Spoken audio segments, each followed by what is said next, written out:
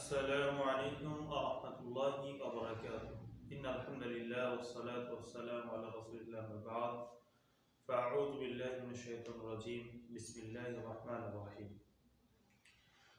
يا أيها الذين آمنوا أطيعوا الله وأطيعوا الرسول وأولي الأمر منكم إلى آخر الآية. আল্লাহ তাআলা কোরআনুল কারীমের মধ্যে নেতা নির্ধারণের যে পদ্ধতি এবং সেই নেতাবিহীন অন্য কাউকে নেতা মানলে যে পরিণতি, ইমানের থেকে বহিষ্কৃতি, এ সম্পর্কে সুন্দর আলোচনা, তথ্যগুলো আলোচনা পেশ করেছেন সূরা নিসা আয়াত নাম্বার 59। মুসলমানদের আজকে সবচেয়ে দুর্ভোগ হচ্ছে তাদের হাতে সব কিছুই আছে, সবাই কাজ করে যাচ্ছে। তাবলীগ অর্থাৎ দিনের প্রচারের জন্য দলের নাম তাবলীগ রেখে অথবা নাম ভিন্ন রেখেও তাবলীগের কাজ বিভিন্নভাবে করছে। এরপরে বলা যায় রাষ্ট্রীয় কাজ আঞ্জাম দেওয়ার জন্য রাজনীতির ময়দানে অনেক দল তাদের সময় ব্যয় করে যাচ্ছে। অনেক ওয়াইজ সমাজ সংশোধনের জন্য তাদের সময় ব্যয় করে যাচ্ছেন। অনেক দানশীল অর্থ দান করে ইসলামের যে ভাবমূর্তি সেটাকে অটুট রাখার হাজারো প্রচেষ্টা চালিয়ে যাচ্ছেন এবং আল্লাহর কাছে সন্তুষ্টি কামনা করছেন। যাকাত অনেকে আদায় করছেন। এরপরও আজ মুসলমানদের করুণ অবস্থা শুধু একটাই কারণ, নেতৃত্ব শূন্যতা এবং ভাঙন। তো আজকে তারই সমাধান হিসেবে আল কোরআন কি বলে মাত্র দুইটি আয়াত থেকে কিছুটা আলোচনা পেশ করবো ইনশাআল্লাহ। ওমা তৌফিক ইল্লা বিল্লাহ। আল্লাহ তাআলা সূরা নিসার মধ্যে মান্যবর ব্যক্তির, মান্যবর সত্তার কিছু পরিচয় তুলে ধরেছেন। কাদেরকে মেনে চলতে হবে তাহলে সফলতা, সেটা স্পষ্ট করেছেন। আল্লাহ তাআলা বলেন, ইয়া আইয়ুহাল্লাযীনা আমানু আতিউল্লাহ ওয়া আতিউর রাসূল। হে ঈমানদারগণ, তোমরা আল্লাহ তাআলার আনুগত্য করো, ওয়া আতিউর রাসূল, এবং রাসূলের আনুগত্য করো। এই দুই আনুগত্য শর্তহীন, কারণ রাসূলের বাণী আল্লাহ তাআলার পক্ষ থেকে। আল্লাহ তাআলা সূরা নাজমের মধ্যে বলছেন, ওয়া মা ইয়ানতিকু আনিল হাওয়া ইন হুয়া ইল্লা ওয়াহয়ুন ইউহা। তিনি ওয়াহী ছাড়া নিজের ইচ্ছা মতো, নিজের চাহিদা মতো কোনো কথা বলেন না। এটা হচ্ছে রাসূলের বৈশিষ্ট্য। মুহাম্মদ রাসূলুল্লাহ সাল্লাল্লাহু আলাইহি ওয়াসাল্লাম যেন রাসূল যা আদেশ করেছেন তা শর্তহীনভাবে পালন করা মুসলিম উম্মার জন্য কর্তব্য। আল্লাহ তাআলা বললেন, হে ঈমানদারগণ, তোমরা আল্লাহ এবং তার রাসূলের আনুগত্য করো। এখন বিশ্ব ব্যবস্থা টিকিয়ে রাখতে হলে রাসূলের পরবর্তী সময়ে নেতৃত্বের প্রয়োজন। কোরআন তো চিরন্তন, সে তো সব সময় সমাধান দেবে। এর জন্য পরবর্তীতে আল্লাহ বললেন, ওয়া উলিল আমরি মিনকুম, এবং তোমাদের মধ্য থেকে যারা আদেশ দানের ক্ষমতা রাখে তাদেরকে মেনে চলো। এখানে আল্লাহ আত্মীয় শব্দটি আর ব্যবহার করেননি, কারণ একটা শর্তহীন আনুগত্য প্রকাশ করে না। কতক্ষণ পর্যন্ত আনুগত্য হবে সেটা আল্লাহ তাআলা উল্লেখ করে দিয়েছেন। তবে ওয়া উলিল আমরি মিনকুম, এই কথা আমাদেরকে বুঝতে হবে, তোমাদের মধ্য থেকে যারা নির্দেশ দানের ক্ষমতা রাখে তাদের। এখানে আল্লাহ তাআলা বোঝান নাই যে প্রত্যেকটা দলের মধ্যে একজন করে লিডারশিপ তৈরি করা হবে এবং তাদেরকে তোমরা মানবা আর আমার কোরআন সেটাকে সার্টিফাই করবে। আল্লাহ তাআলা এই ধরনের কোনো কথা বোঝাননি। কারণ যতগুলো দল তৈরি করবে একটার পর একটা মতের ভিত্তিতে, তত বিভক্ত হয়ে যাবে মুসলিম উম্মাহ। আর এটা আল্লাহর কোরআন হারাম করে। ইন্নাল্লাযীনা ফাররাকু ফি দীনিহিম কানু শিয়া লাস্তা আলাইহিম মিনহুম বিশাই। আল্লাহ তাআলা বলেন, নিশ্চয় যারা দিনের মধ্যে ফারাক সৃষ্টি করে এবং বিভিন্ন দলে দলে বিভক্ত হয়ে যায়, রাসূল আপনি তাদের অন্তর্ভুক্ত নন। তাহলে দলে দলে বিভক্ত হয়ে একজন একজন করে লিডারশিপ তৈরি করার মাধ্যমে যে নেতা তৈরি হয়, ইসলামে তাকে উলিল আমর হিসেবে গণ্য করার কোনো সুযোগ থাকে না।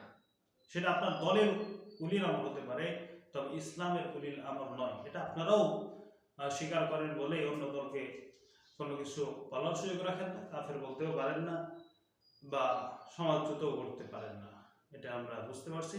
তো বিষয় হচ্ছে যে এই উলিল আমরের অস্তিত্ব না থাকার কারণে আজকে সমাজের মধ্যে যত বিশৃঙ্খলা। এখন উলিল আমরটা কে? উলিল আমরটা কে? উলিল আমর হচ্ছেন সেই ব্যক্তি যিনি মসজিদের ইমামতি করছেন, একটা এলাকার কমিউনিটির জনগণকে পিছনে রেখে যিনি সামনে রয়েছেন, তিনি উলিল আমর হওয়ার যথার্থতা রাখেন। কারণ আল্লাহ রাসূলের জামানায় আল্লাহ রাসূল ছিলেন উলিল আমর, আর উলিল আমরের সামনে নামাজ পড়ানোর ইখতিয়ার, অধিকার কোনো মুসলিমের ছিল না, কোনো সাহাবার ছিল না। কারণ আল্লাহ তাআলা বলেন, ইয়া আইয়ুহাল্লাযীনা আমানু লা তুকদ্দিমু বাইনা ইয়াদাইল্লাহ ওয়া রাসূলি। হে ইমানদারগণ, তোমরা আল্লাহ এবং তার রাসূলের আগ বাড়িও না। তারা আয়াতকে ফলো করতেন, তারা আগে যেতেন না। উলিল আমরই নামাজ পড়িয়েছেন। খেলাফত কালে প্রত্যেক মুসলিম নেতা, খলিফা, 4 খলিফা, তারাই মসজিদের ইমামতি করেছেন। এরপরে আমরা সূরা নিসার মধ্যে যদি দেখি, সেখানে আল্লাহ তাআলা বলছেন, ওয়া ইযা কুনতা ফীহিম ফাআকামতা লাহুমুস সালাহ। হে রাসূল আপনি যখন তাদের মধ্যে, তখন আপনি তাদের নামাজের ইমামতি করবেন।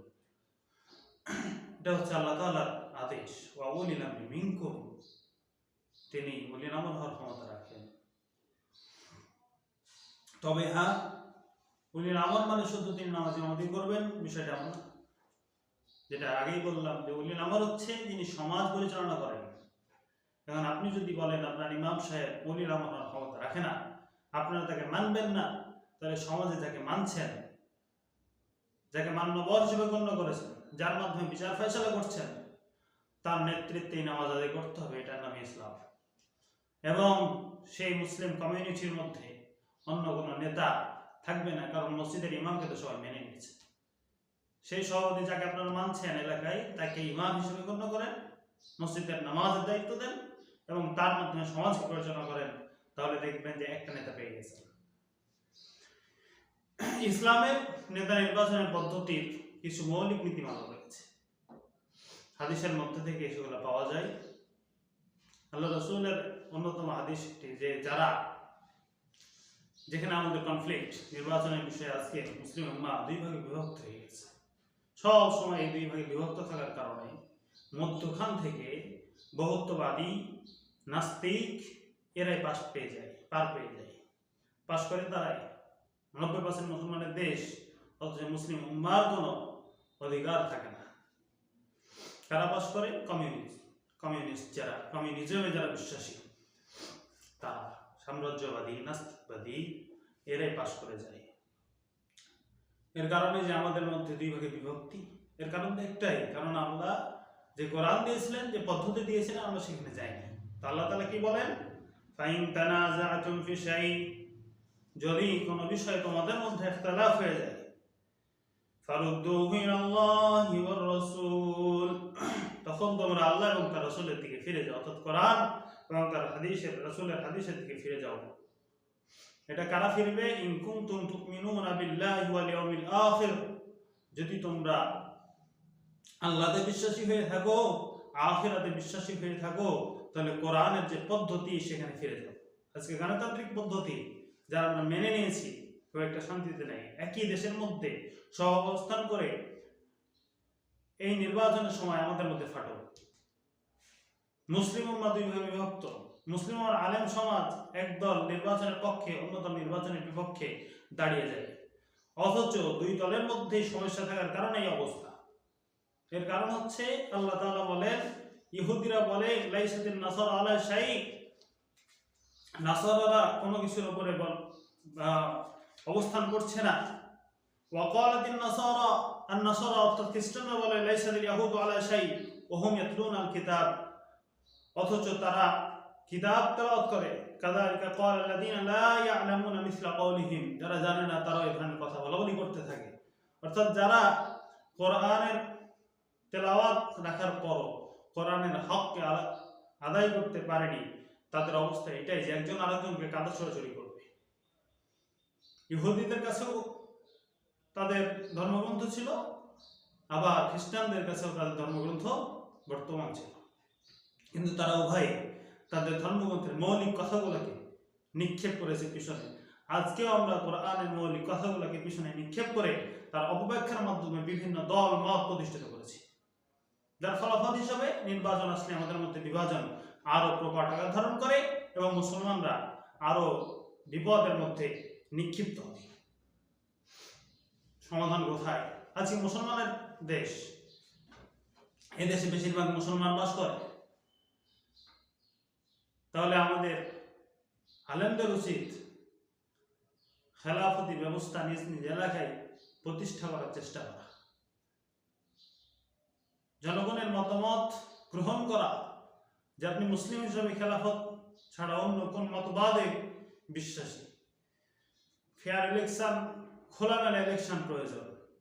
দাঁড়িয়ে যাবে গণতন্ত্রের জন্য কতজন লোক রয়েছে, কতজন সাম্রাজ্যবাদের জন্য রয়েছে, কতজন খেলাফতের জন্য রয়েছে, কতজন ধর্মনিরপেক্ষবাদের লোক রয়েছে। লাইন ধরে নাও, ইসলাম থেকে খারিজ হওয়ার যাদের তারা খারিজ হয়ে যাবে।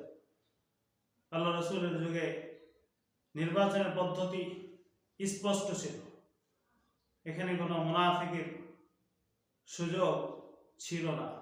জিহাদের ময়দানের যে পরিস্থিতি, নির্বাচনের পদ্ধতি সেই ধরনেরই হওয়া উচিত বলে আমরা মনে করি। আল্লাহ রাসূলের পদ্ধতির থেকে উত্তম কোনো পদ্ধতি আবিষ্কার হবে এটা আমরা বিশ্বাস করতে পারি না, কারণ আল্লাহ তাআলা নিজে কোরআনের মধ্যে বলে দিয়েছেন, লাকাদ কানা লাকুম ফি রাসূলিল্লাহি উসওয়াতুন হাসানা, তোমাদের জন্য রাসূলের মধ্যেই উত্তম আদর্শ নিহিত রয়েছে। সেই রাসূল আবার বলেছেন খায়রুল কুরুনি করনি, অর্থাৎ আমার যুগ, অতঃপর তার পরবর্তী ইত্যাদি আল্লাহ রাসূল বলেছেন এই যুগগুলো হচ্ছে উত্তম। তাহলে সেই যুগের সমাধানকেই আজকে যদি আমরা বাস্তবায়ন করতে পারি, আবু বকর, ওমর, ওসমান, আলীর মতো আমরা নেতৃত্ব পাবো ইনশাআল্লাহ। ওমা তৌফিক ইল্লা বিল্লাহ। আল্লাহ তাআলা আমাদের সকলকে কবুল করুন। আল্লাহুম্মা আমিন। আসসালামু আলাইকুম ওয়া রাহমাতুল্লাহি ওয়া বারাকাতুহু।